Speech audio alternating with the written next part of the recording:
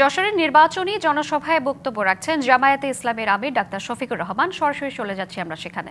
প্রিয় দেশবাসী, আমরা একা দেশ চালাবো এটা আমরা চিন্তা করি না, আমরা জাতিকে ঐক্যবদ্ধ করে চলতে চাই। এই জন্য আমরা দেখেছেন যে 11টি দল আমরা হাতে হাত মিলিয়েছি। আমরা এই জাতিকে নিয়ে সামনের দিকে এগিয়ে যেতে চাই ইনশাআল্লাহ। যুবক যুবতী ভাই বোনেরা, আমরা আল্লাহর মেহেরবানিতে তোমাদের হাতে বেকার ভাতা তুলে দেব না।